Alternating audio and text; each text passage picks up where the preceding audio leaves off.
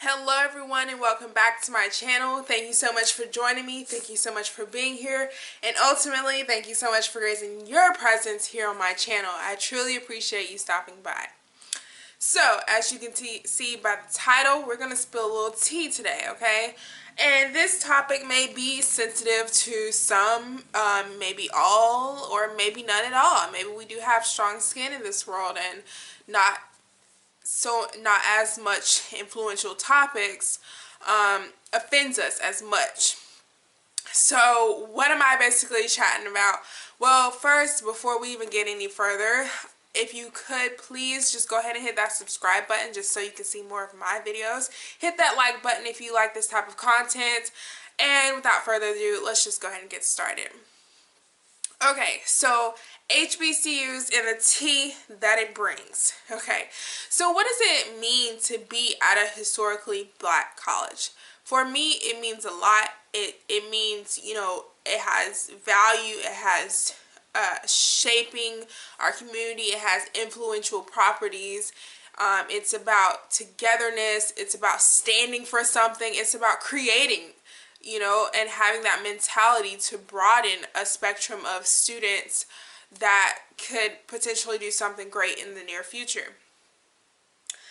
But sometimes when you're at a historically black college, you don't get the support that you would think that you would get at a historically black college.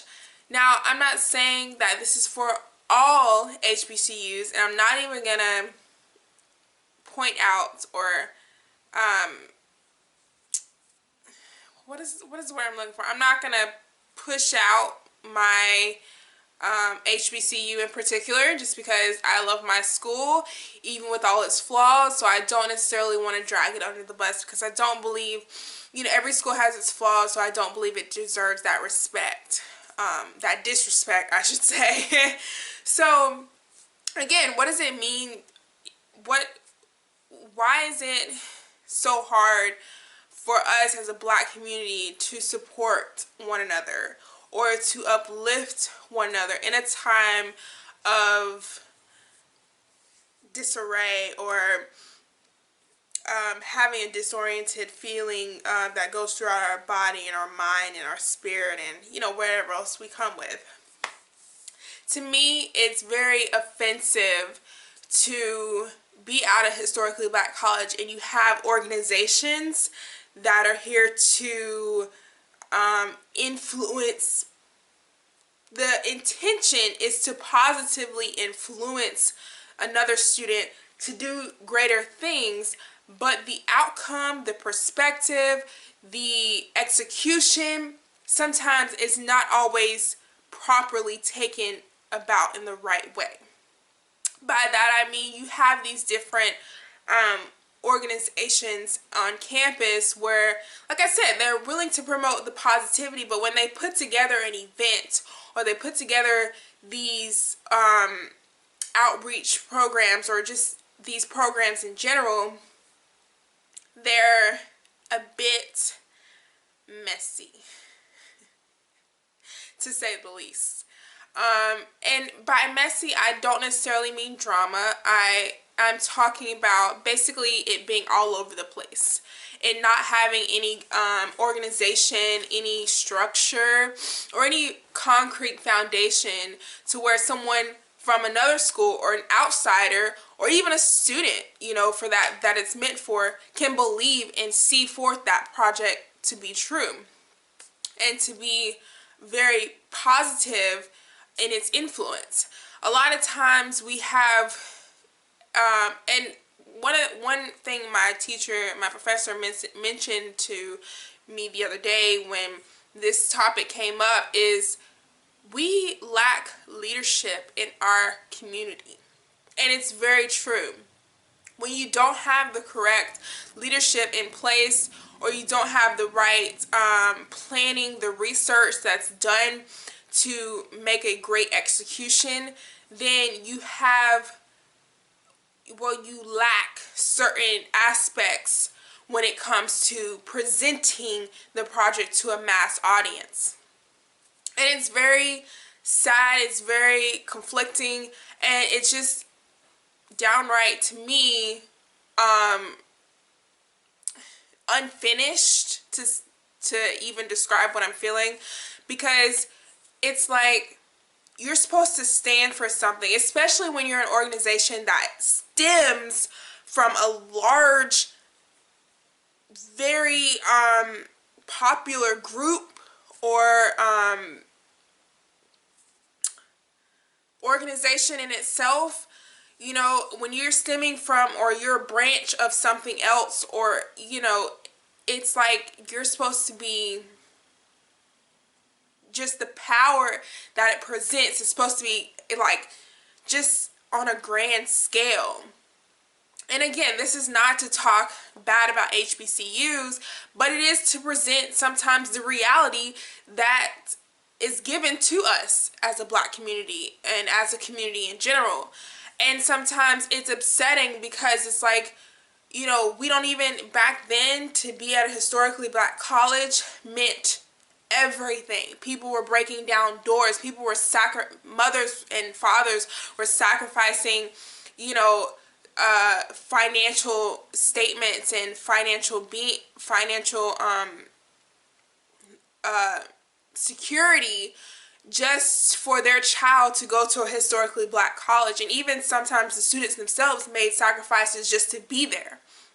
So it's like we come from a long line of strength and power and talent, but it's wasted because of the lack of leadership that isn't presented in its correct place. So, you know, that's one. The other frustrating part is you can't complain about something if you don't want to take action. One thing that's going to be big in this post is action. Not a lot of us take action. We have plans, we have ideas, we have different notions about how we want to go about things, but we don't take action. And it's hard for us as a community to believe in something when nothing's being done about it. But it starts with you. It starts with you making that implementation to say this matters, or let's stand together, or let's be willing to join forces and make a difference. And if it's not a difference, just an influence, a positive influence. You know, like I said, when it comes to taking action, you know, if you have, I want to like give you guys examples without giving away too much, because, you know, whatever happens in your HBCU stays in your HBCU. But I do want to speak out about a matter that means something to me, because I feel like the world should know, and people should know the truth about some of the things that go on. I'm not saying this is all the things and these are bad things, but these are just things that we as a community should be working on, should be working towards, because we need to take back our roots and have them grounded and implemented in our heads and in our hearts, to where it matters and it contributes to our well-being and contributing to our experience at a university or at a college, you know. So it just matters. And when you don't take action, but you complain about something that's not being done, or complain about someone that's not doing the right thing, or you complain about something that is not yet created for you to have that platform to speak up or to speak about anything that comes that you feel very passionate about. But on the other hand, you're not willing to take action. What do your words really mean? How does your voice have any significance if you don't put your plan to action, if you don't put your words into character, into, you know, walking the distance, walking the miles, standing up, you know, making the petitions and doing what's right because it's right. You know, it feels right. It feels good to have, you know, that unity and that togetherness. And I'm not going to say that as a community we don't stick together, but I will say that as a community, at my third point that I want to touch on, we don't support each other enough. And this is just in the university, outside of the university. This is just period. As a community, we don't support each other enough, and we wonder why other cultures or other people or quote unquote ahead of us or more successful. Again, these are all in quotations because these are just what some people may have an opinion about. But we wonder of those things, yet we don't support Black-owned businesses. We don't support people standing up and creating a movement or marching to their own beat or marching with, you know, each other's rhythm. You know, we don't do that enough, but we have so much to say about it. And, you know, it's like, when does that change start? And it starts with one person. It starts with me. It starts with you. It starts with the friend next to you. It starts with the person across from you. I'm willing to make that change and really care, because to boil down to it, do some of us even care about these movements that are going on? Do some of us even care about what's going on in our schools? Do some of us even care about what's going on with our partner beside us? Do we really want to stick together as a community for a greater cause, or are we just doing it just because it's something to do? Are we doing it just because we want to look good? Or are we doing it just to put it on our resume? What are we really doing it for? You know, there are students within my fellow peers within my university that stand together, that are, you know, trying to make a difference and trying to implement different things into the school to make it a better experience for everyone. And I commend those students that try and that are willing to just do something about it and speak loud and stand tall through it, because it does matter. And when we understand and we have this nude awakening to where it just doesn't have to matter to you. It matters for the greater being, for the greater cause, for my person next to me, to my friend in Kansas. When we stop thinking of ourselves and stop being selfish with our ideas, then we can begin to put our words into actions and say, you know what? Let me share my knowledge with you. That's another thing that we lack.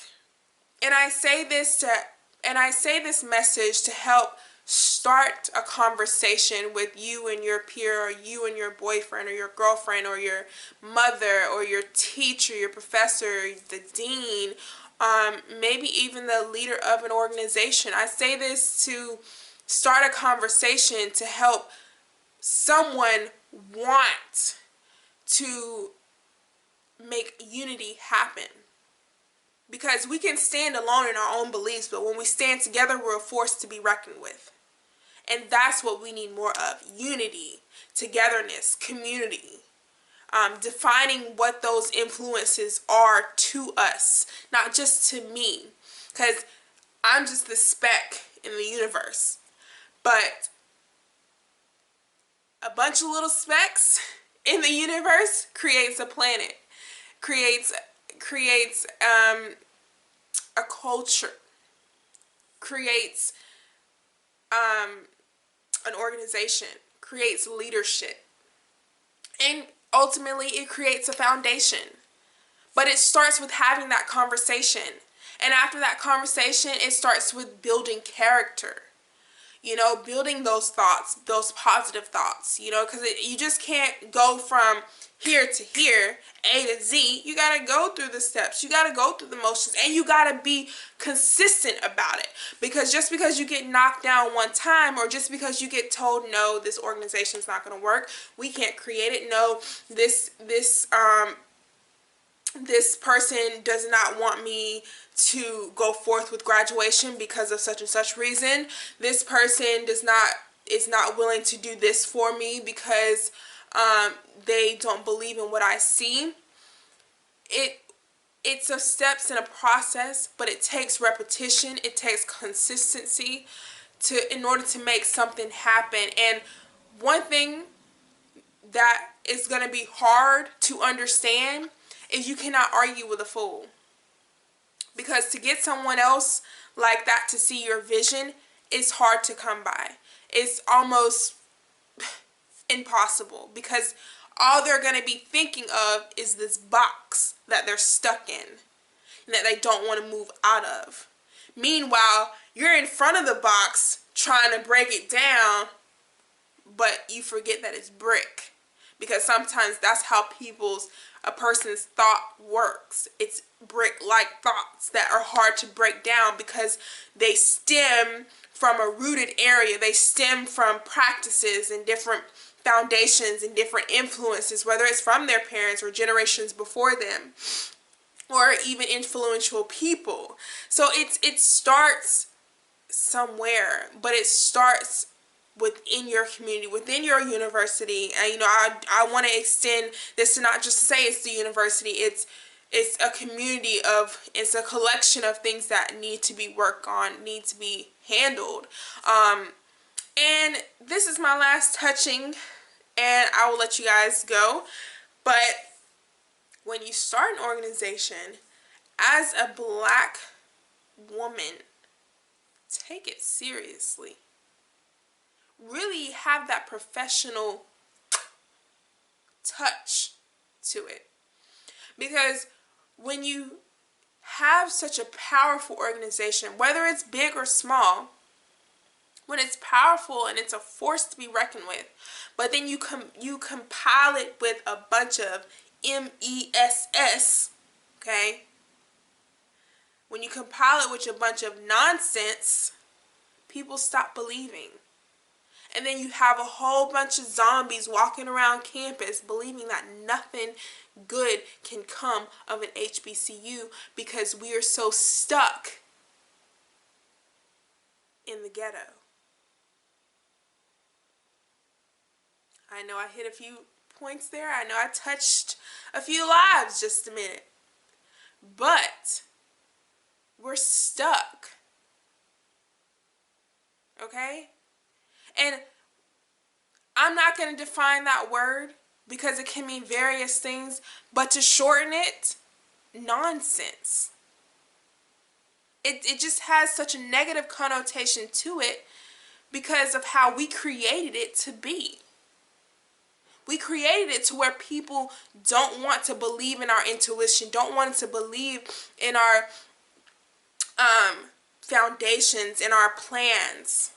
Because we ourselves don't take ourselves seriously. We don't take what we do seriously. We don't put plan into action. We don't do it professionally. We don't have that professional touch to it because we're stuck. We're stuck in the nonsense. We're stuck in the sense of where we do not understand. And it continues after cycle, after generation, after cycle. Until someone's in that organization or someone in that university or someone in that community becomes a leader and steps up and say, this matters. Our representation of ourselves, how we look at ourselves, how other people view ourselves, how we view ourselves within ourselves. It matters. Appearance, physical representation, mental representation matters. And we cannot be stuck in this one place that we call nonsense or foolery or mess, or as I've stated before, the ghetto. We've came so far from that, regardless of any extra contributions or attributions you want to throw in there. We've came so far as a community. Black today is beautiful, as it was back then, but it was a struggle to get people to see it. Now that people are seeing it, want to mimic it, want to be it, It's time that we stand in it and represent it in the most positive, powerful, valuable way that can be presented as possible. Don't get stuck. Don't get stuck in your ways where you can't see somebody else's point of view.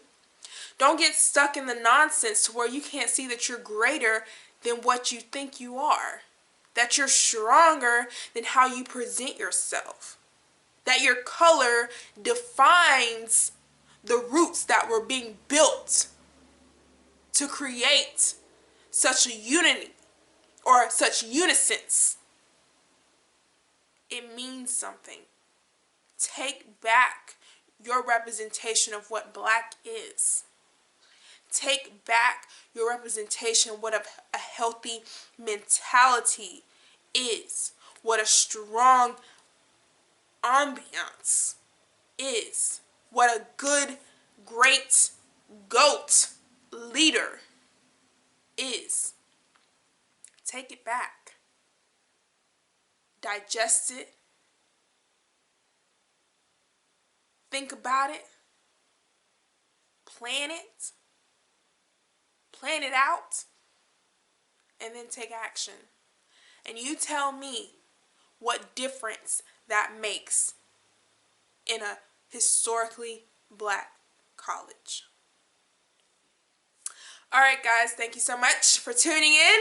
I really appreciate you joining me. Hopefully you took away something from this. If you did, go ahead and get a like. Share your comments about your experience at a historically black college, no matter how old or how young you are, because everyone's experience is different.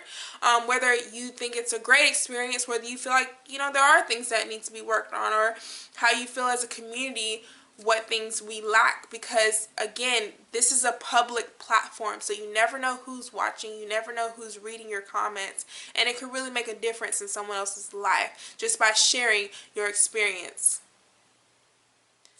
Alright, don't forget to subscribe, and don't forget that if we don't share the knowledge, if we don't help each other grow, we are depleting our human race. Peace.